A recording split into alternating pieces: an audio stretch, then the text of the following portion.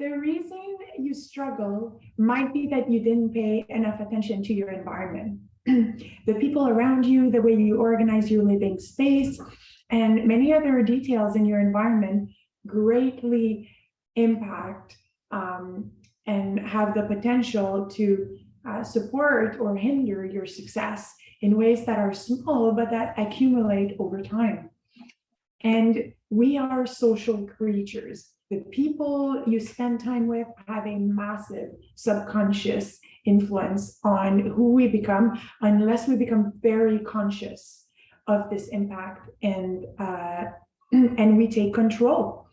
So people who love you and care about you are at a very high risk of wanting to protect you and being very fearful whenever you have very big and ambitious goals. And they might steer you away from them just because of their own love and their own fears. And so it is very important that other people's fears and passions and all their subconscious mindset don't affect your mindset. That is one way people might affect you. Another way people might affect you is just with their general attitude, their general outlook on things, the way they see people. Do they generally feel like other people are out to take advantage of you or out to get you? When something goes wrong, do they just feel automatically like there's no solution? Are they positive people? Do they value health as much as you do? You know, all these little things, slowly but surely, will creep up on you unless you are very conscious of the influence of the people around you and your environment. Hi, I'm Milan Junot, and today we will talk about how to set your social influence for success. So when I was an undergrad at Concordia, we had the Science College, and it was a place to hang out. It was a hub for very motivated people who loved and enjoyed science. And so we had this place to hang out. We had activities that were organized so that we could talk to each other and brainstorm and do group projects and really come up with these amazing ideas. And so this was a really good example of like how sometimes 1 + 1 = 3, right? We had like a great space to hang out, a great environment to be in, and we had a great people environment, right? People who were looking for the same things we were, people who were just lighting up by the same things, right? Like we shared this passion. And it just really made us even more successful than if we would have been a group of people randomly meeting each other, bumping into each other here and there and everywhere, or if we only had that space, right? It was really the combination of the two. If you surround yourself with people that are already achieving the success you want to have, that are already living the values you want to live, that are already displaying the great personality that you are striving for, and who share your values, who share your vision, you're more likely to pursue those goals with passion and to overcome the roadblocks and get really, at the end of the day, what you're aiming for. You might think that this is not going to be feasible for you. The people in your life are not like that. They are different from you. And there's no way that you can create that environment because you can't get rid of the people in your life. They're your kids, they're your spouse, they're your friends from when you were little. All these people that are so meaningful to you, you cannot get rid of people in your life. And so you think, well, I'm going to pursue my project in this other life or in a decade when I can just isolate myself for 2 months.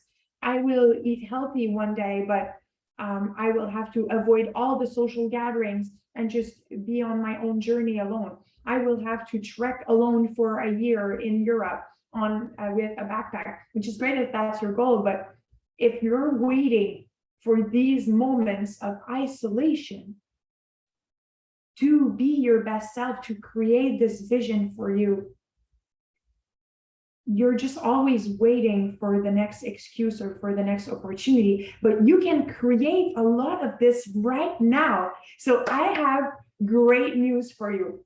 we don't have to cut people out of your lives. Here are some tips to get starting on getting your grip, getting a control over your environment, your people environment. This is going to be a series. There's going to be another video on your physical environment. Right now, we're talking about your people environment. And here are some tips to get started. So the first thing is, if you have a big goal, a big vision, or if there are some interests that fit into that other people around you have in common, you can use that even if they don't agree with all of your vision or with all of your goals. So I'll give you an example, because for me, it's really important to learn more about health and get a little healthier every day. I'll just challenge myself and find new ways to include health in my life. Some people, they don't necessarily align with, let's say, like my food choices, but maybe they really align with the importance that I attribute to being active, or to releasing stress, or to sleep. And so sometimes it's just about not dwelling on our differences and really bond on what we have in common. And so making the topic about how relationships are important, how like different de-stressing techniques, maybe they love breath work as much as I do, maybe they love to meditate as much as I do, maybe they agree that, you know, using your phone before bed is a bad idea, or does not a bad idea, does not support your sleep as much though, because of all that blue light, and because of all that stimulation, right? It's very dopamine rich. Maybe these people want to spend time with me in nature. Maybe they want to go for a walk with me. You know, like there's always things that we can think of that will create stronger bonds. And depending on our connection over what we do have in common, we will be able to tell our brain that this is an even better goal than we thought initially, because it brings us closer to the people we love. When our goals bring us further from the people we love, we are very, very likely to drop the goal, because it's either that or isolation. And we are social creatures. We evolve to be part of the group and to please the group. And this is how we survive, right? So every time you have a goal that brings you closer to your people, this is what your brain's going to want to pursue. And it also shows the people around you that that this is a good idea, because the same way we evolve to do something that is aligned with the group, it's almost like the group evolved to keep you in the group too. And so if the people around you feel like your goals is bringing you closer to them, they will support that goal more likely. They will want that goal for you, because they're going to be like, wow, like since Mylène has started pursuing this goal of health, we see each other more frequently, we go for walks more frequently, we hang in the forest more frequently. And so they are less likely to overthink, maybe even about the things that are pulling us apart, which in some cases might be the way we're eating. And again, I could go on and on about how this doesn't have to be something that sets you apart, and how you can create community over food, regardless of how people's needs are being met. But this is just an example of how we can still go on a completely different topic that does tie into the general vision and really connect and bring each other together. In the previous example that I just gave about how a part of your vision might be shared, even though the entirety might not be. So a step up could be to get people to participate in your project, but just with that little thing that they really do believe in, if there is such a thing. And we support what we create. So not only would they see that it's bringing you together, but they could see what they can contribute to you, to your project, and to the people you're serving, to the people who are included in your vision. And so this is a great example where, again,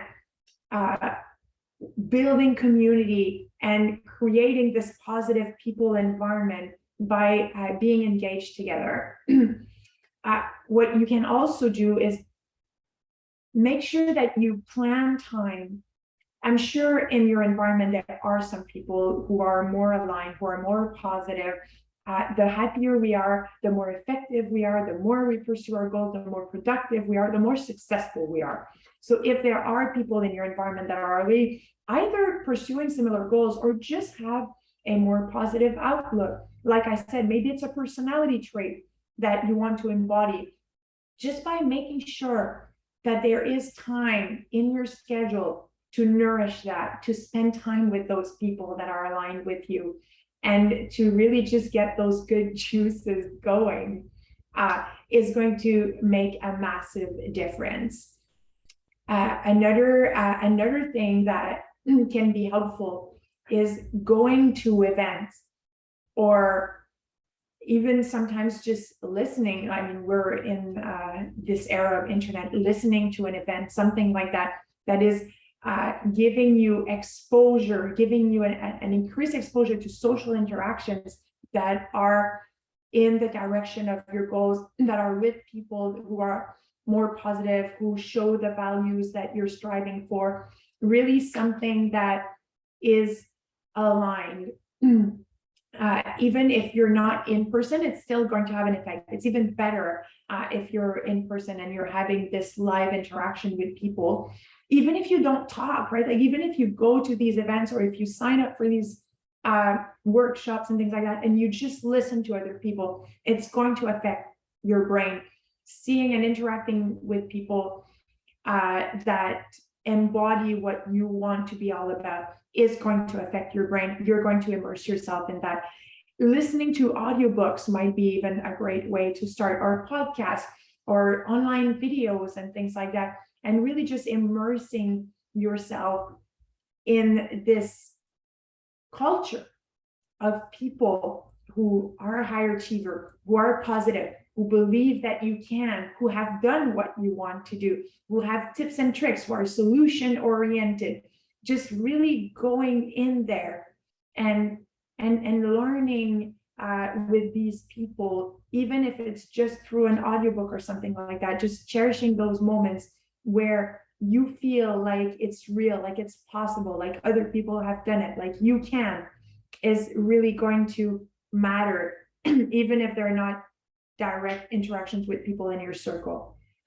And the last tip that I would give you is remembering that humans are all about feelings. And sometimes when we have a goal or a passion that we want to pursue, it's really easy for us to just want to almost, I wouldn't say almost attack people with facts, right? But overwhelm people in our environment with reasons why this is great and reasons why this and that. And we're like, I'm going to convince them, or we want to show them, right? Like we'll just give them proof, and then boom, they're going to be converts and they're going to follow our dreams. We are creatures of feelings. We are very emotional creatures. And what really, the saying, people don't remember what you say, people remember how you make them feel. If your project, if your vision is contributing to people feeling better about themselves, feeling happy, just really, again, nurturing the feelings is really going to matter more than overwhelming people with things and facts, and more than putting your success in front of them or things like that. Like really making sure that people are following you on your journey with excitement is going to make a huge difference. Showing them the vision, making them strive for what you strive, raising their ambition, and just making them excited. Like we really love being happy, joyful, excited, hopeful, just really nurturing those emotions is going to be hugely important. And I think implementing even just a couple of these things will make a huge impact in your life. And by you having a different approach, you will see how other people around you will shift. And I think you're just going to be amazed at this shift just by approaching a conversation differently, going into a meeting or going into dinner with your family with this new approach of we're doing this together, figuring out what brings you closer together, what part of your projects people support, and just really focusing on what we have in common, and strengthening that is going to make a huge difference. In some cases, it might not be magical. In some cases, you might not see somebody as frequently because they're in a darker place and you want to support them, but you also need to recharge and focus on your own dreams. And I think in life, sometimes we're a little bit further apart, sometimes we're a little bit closer together, and that's also okay. But I think that you're going to see that a lot of people who really love and care about you are going to slowly but surely shift, and you're going to think that this is really exciting. So I really challenge you, all the tricks that we gave here, pick one or two things that you feel can be implemented within the next week or two. Something tiny, maybe listen to an audiobook for a little bit of time at bedtime or when you wake up or when you're driving. Maybe scheduling a meeting within the next 2 weeks with somebody who's positive and giggly, or scheduling a walk or something like that. Just little things, little implementations that are going to make a difference in your social group, and so that people can have the right social influence on you and you can have the right social influence on them. So I'm really excited to hear about how this worked for you. I will see you next time. Have a great rest of your week, guys.